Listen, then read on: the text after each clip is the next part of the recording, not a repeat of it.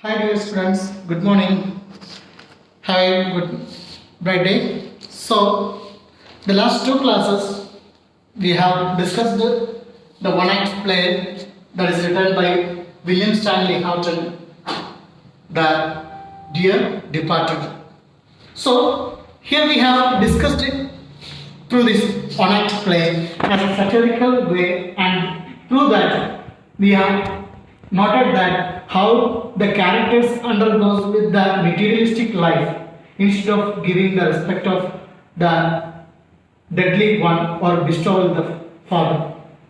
So yesterday I have told you that they have lost their concern or they have lost their respect towards their father. Instead of respecting their father's death, they started to dividing up the things which are belongs to their father. Here, Elizabeth and Amelia, the daughter of Abel Meriwether, always wanting their father to be go from this physical world, so they can have a almost materialistic life. So here, Abel Meriwether was with Mrs. Amelia. So when he was died, she was trying to pinching, that means stealing up all the things which are belongs to him. Yesterday we have discussed that before Elizabeth and Ben come, they have stolen what almara, that means bureaus and slippers. Next also they have stolen a clock. So they have arranged that all things in their room. At the time who arrived, Ben and Elizabeth arrived. So far we have discussed there. After they arrived, they have customary welcomed them and they have customary respected them and kissed them, and they have started to discuss with all the things which are belongs to Abel Meriwether. They have discussed about the premium which he has supposed to pay, and first they thought that he has paid all the premium. Then later Victoria said that he was not going to pay for the premium. Instead of going to pay the premium, he met Mr. Tattersall and he went to the church. When she was said, they started to confused, they started to shocked, and they started to blame the old man. How the realistic world we have here. We have to understand that how the relation, the blood relation itself on, not concerning about what happened to them, what they have lost in relations. Instead of they having the problem of understanding that relationship, they have problem with how they have to connect with the premiums which have to pay. So they started to blame the poor old man. That is called Abel Meriwether. So today's class, let us discuss about rest of the things.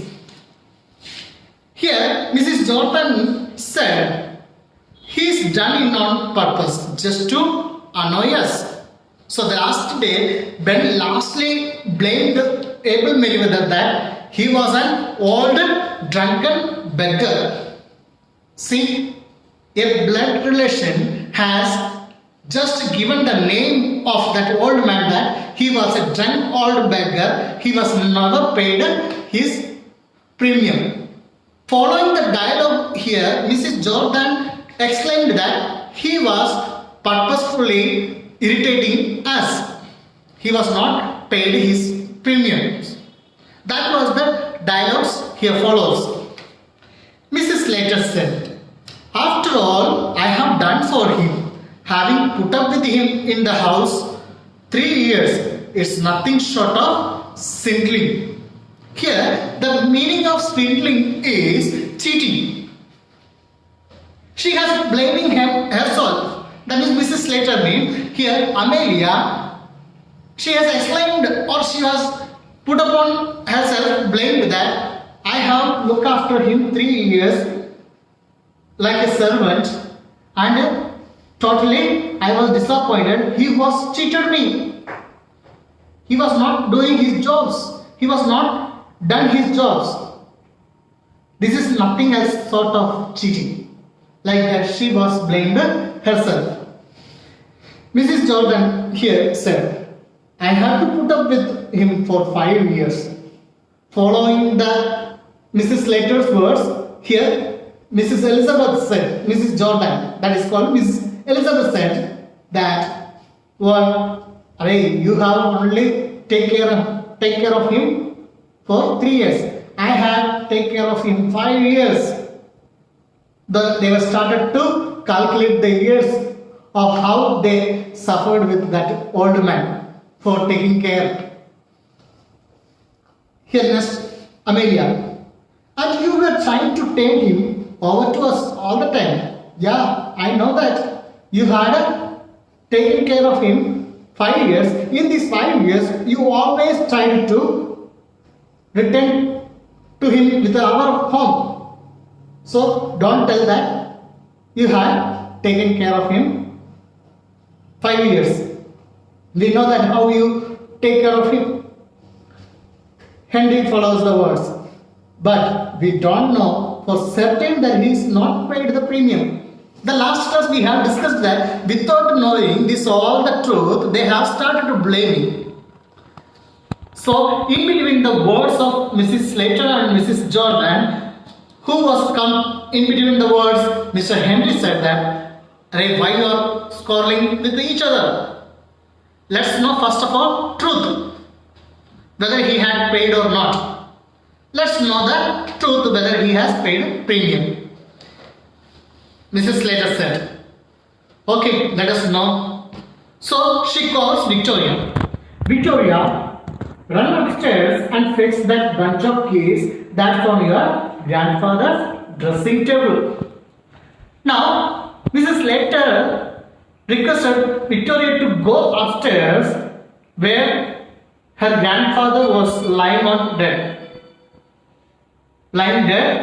and to take that keys where he had kept it on that dressing table. The 10-year last girl, how she felt. Do you have any idea about that? Suppose I am sending you somebody to go to the dead one who was lying on the bed to take something. You will be shocked, you will be surprised, you will be feared. The same things here also Victoria felt. Victoria fearfully. In Grandpa's room. Should I go there? Should I go there? Mrs. Slater said, yes, you have to go there. Victoria said, no, I don't like to go.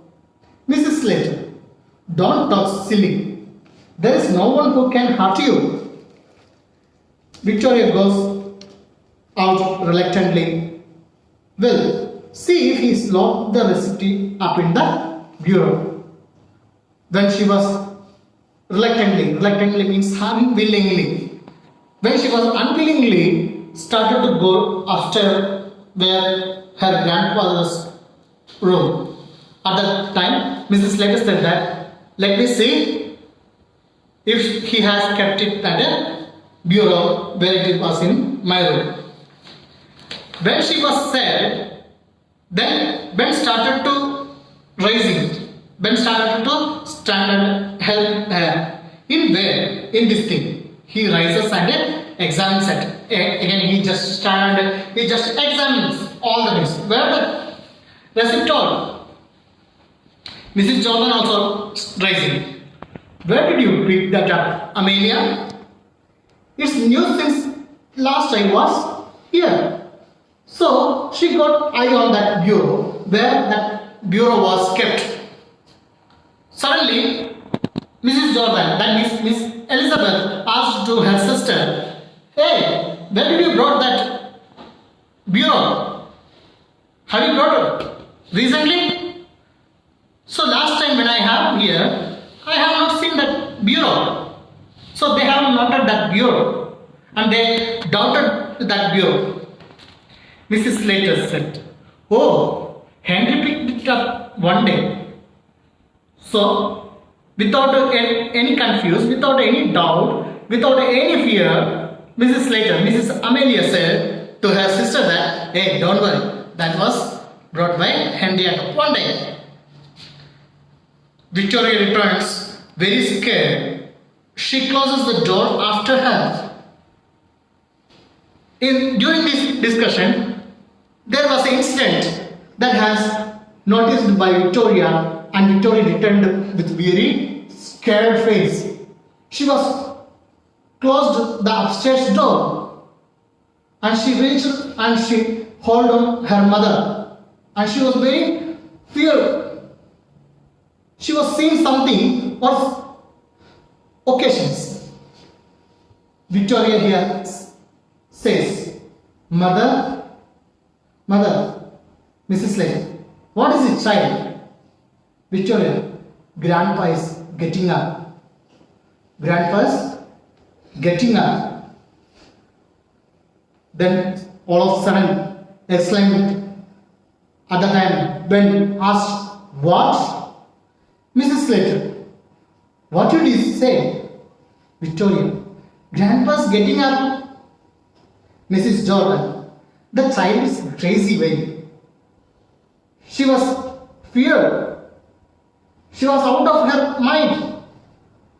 She's telling a lie, like that everyone blaming her. Mrs. Slater said, don't talk so silly. Don't you know your grandpa's dead? Hey Victoria, what happened to you? Have you lost your mind? Don't you know that your grandfather has died? They have encouraged her. They have scolded her. At the time, Victoria says, no, he is getting up. I saw him. A 10-year lost or girl was fearfully sad because there was no any hidden or there was no secret in her mind or she could not hide anything.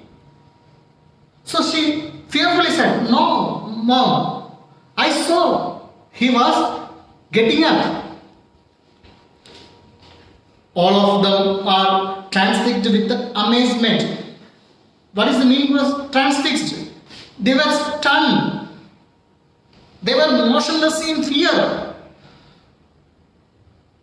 Then Victoria clings to her Mrs. Slater. What is clings? Hold on.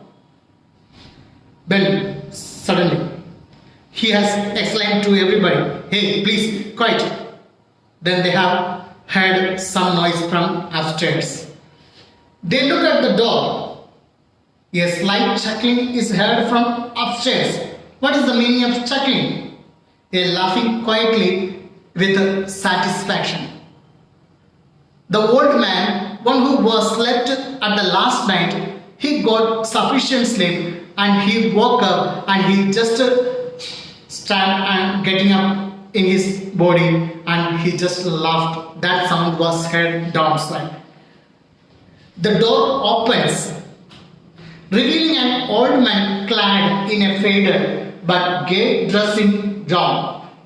Clad means here a particular dress that has worn in British customary way.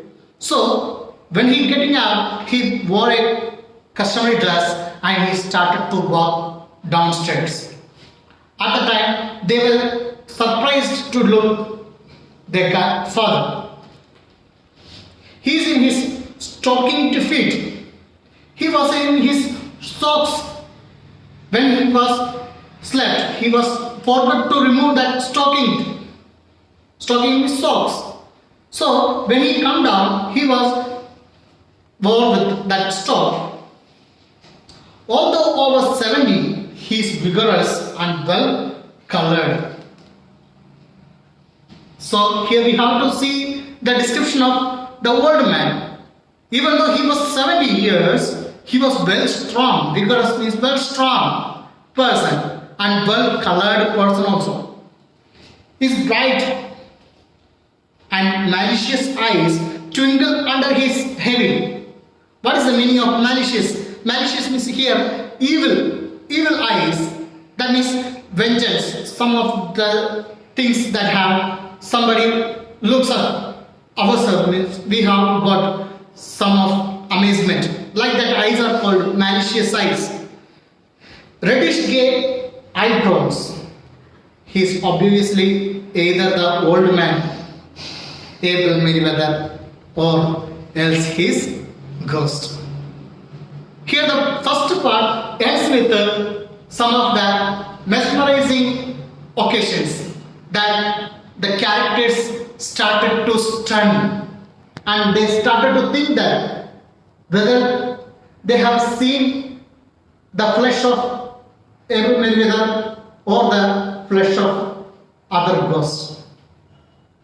Dear students, here we have to conclude with the point that how you know or what you think is that the ghost of Abel Meriwether or the characters, they have done mistakes to know whether their father was dead.